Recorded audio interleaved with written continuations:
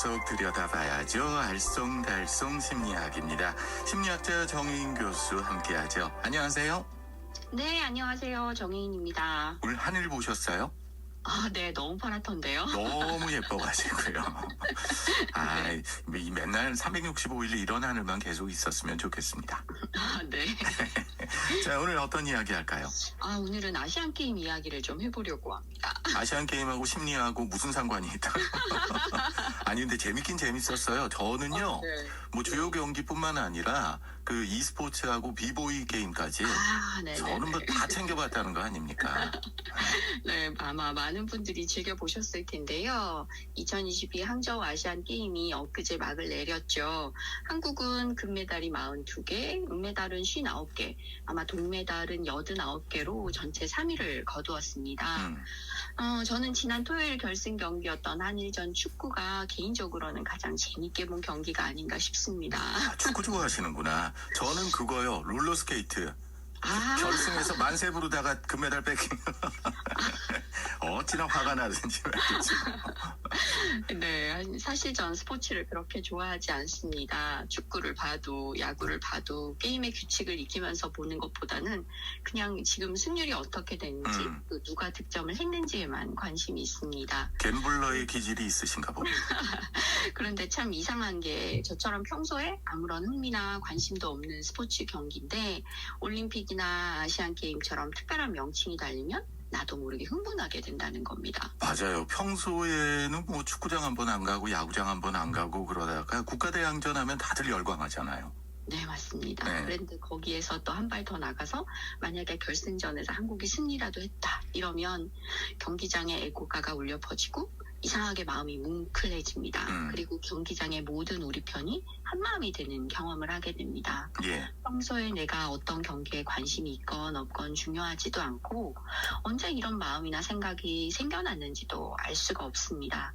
이런 마음이나 생각을 심리학에서는 집단 무의식이라고 부릅니다. 오랜만에 듣습니다. 집단 무의식. 그러니까 이게 이런 스포츠 게임뿐만 아니라 그런 사람들도 있어요. 예전에 우리는 국기 개양식 했잖아요, 어릴 때. 네. 국기에 대하여 격려하면 괜히 서글퍼진다는 사람들도 있고. 그런데 그게 집단 무의식이군요. 오늘 그 이야기입니까? 네네. 집단 무의식을 좀 우리가 이해를 하려면 먼저 프로이드가 말한 의식과 무의식에 대해 말씀을 드려야 하는데요. 의식은 깨어있는 상태로 사회생활을 하게 만드는 외적 의지를 말하고요. 무의식은 미발달되거나 억압되어져서 잠재된 상태로 잠들어 있는 상태라고 쉽게 생각하시면 됩니다.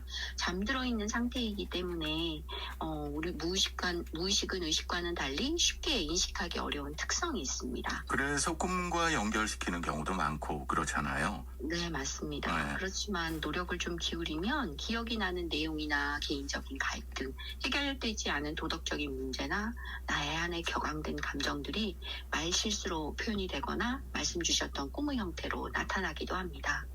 융이라는 심리학자가 이 무의식을 다시 개인 무의식과 집단 무의식으로 나누었는데요. 개인 무의식은 앞서 말씀드린 소위 무의식이라고 하는 모든 형태라고 쉽게 생각하시면 되고, 예. 집단 무의식이란 조상 대대로 물려받은 의식, 관습, 문화 같은 인간의 잠재된 기억 같은 거라고 생각하시면 됩니다. 우리가 왜 그런 이야기 흔히 쓰잖아요. 이거 네. 무의식 중에 해버렸어. 이런 이야기 맞아요. 쓰잖아요. 근데 네. 그 개인뿐만 아니라 이제 한민족이라면 한민족, 네네네. 어떤 그 구성원이라면 구성원의 집단적인 그 무의식도 있다. 이런 이야기네요. 맞습니다. 이 집단 무의식은 수천 년간 이어져 온 인간의 어떤 경험을 통해서 형성된 태도와 사고방식이 모여있는 장소 같은 곳입니다.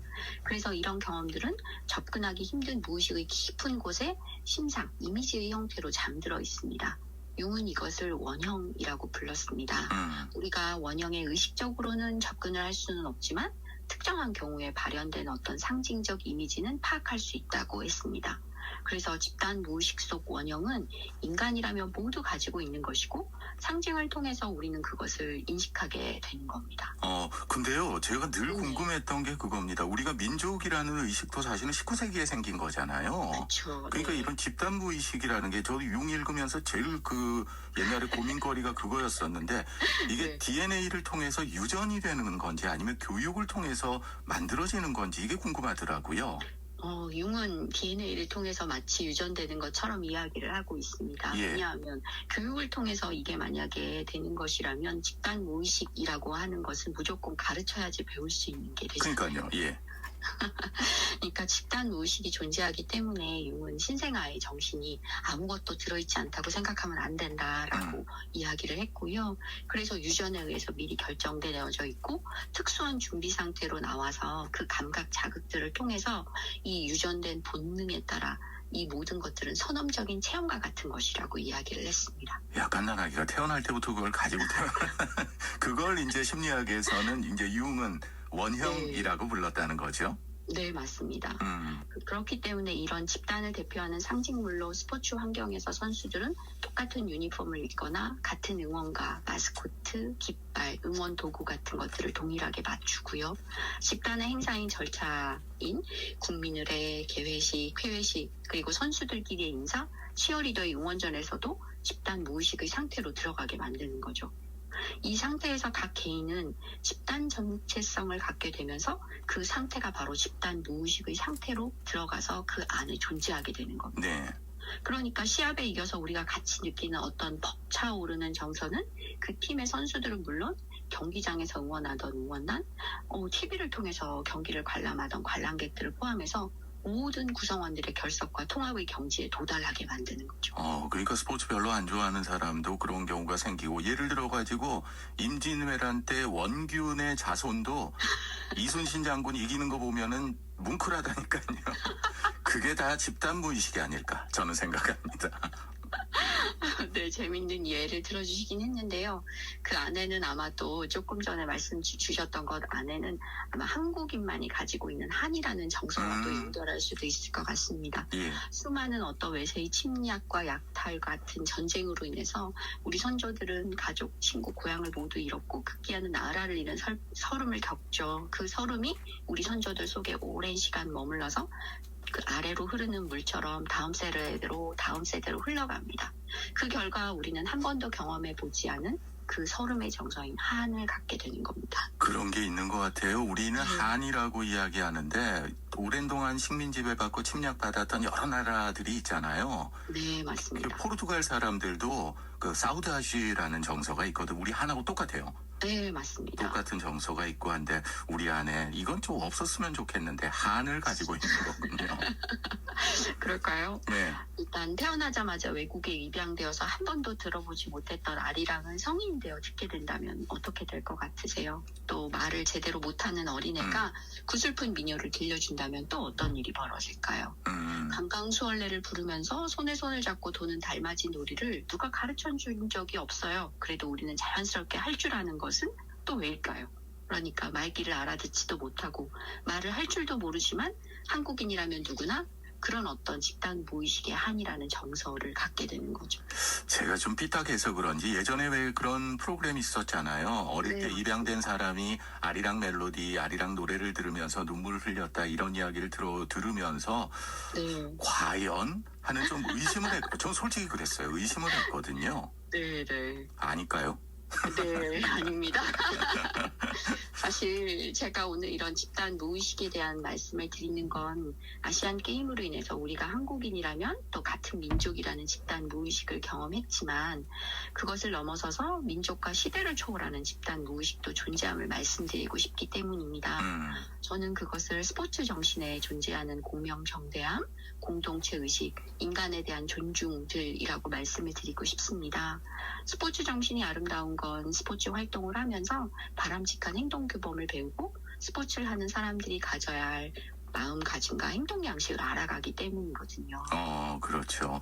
네. 교수님 말씀하신 것처럼 이 집단 무의식이라는 게 좋은 이야기 많이 해주셨잖아요. 공명정대, 네, 공동체 그렇죠. 의식, 뭐 바람직한 행동 규범 이런 쪽으로 가면은 좋은 거죠. 근데 한편으로 우리가 역사를 돌이켜 봤을 때 이걸 악용해 가지고 했던 히틀러라든가 무솔리니 같은 맞습니다. 그러면 이제 파쇼로 가는 거 아니겠습니까?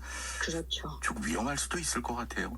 네, 물론입니다. 그래, 잘못 이용한다면 조금 전에 말씀 주셨던 것처럼 그런 쪽으로 갈 수 있고요. 이게 잘못된 어떤 이 공감의 또 다른 모습일 수도 있습니다. 그리고 그렇죠. 네, 이 집단 무의식에 제가 긍정적인 것만 이야기를 했지만 외로움과 혼자 남겨짐 뭐 이런 것을 통해서 만들어지는 집단 무의식도 있거든요. 네. 그래서 한꺼번에 왕따를 시키게 되거나 하는 것도 있기는 합니다. 이건 또 제가 다음번에 한번 얘기를 해보는 것으로 하겠습니다. 알겠습니다. 오늘 프로이드하고 융이 오랜만에 나와가지고 반가웠는데 요즘 근데 심리학계에서는 뭐 진화 심리학, 인지 심리학 이런 거 하다 보니까 아들러 뭐 이런 형님들은 소외받는 것 같아요. 그렇지 않습니까? 그럴까요? 아닙니다. 그래요? 얼마 전까지 공전의 히트를 기록한 미움받을 용기 예, 아들러입니다. 있죠. 맞아. 그랬어요. 네. 제가 오늘 사실 이 이야기 가져온 건 아시안 게임에 참여한 우리 모든 선수들 중에는 쾌락거를 거두고 메달을 획득한 선수도 있지만 그렇지 못해서 아쉬움과 패배감으로 돌아온 선수도 있을 거라는 거죠. 예. 그러니까 모두를 진심으로 응원하는 마음으로 결속과 통합을 다질 수 있게 돕는다는 것은 사회인으로서 지녀야 할 행동규범인 의식을 다지는 어떤 계기가 될 것이다. 이렇게 좀 만들어봐 주셨으면 하는 마음에서입니다. 알겠습니다. 오늘 알쏭달쏭 심리학 아시안 게임을 통해서 무의식의 세계를 알아봤습니다. 정혜인 교수였습니다. 감사합니다. 네, 감사합니다.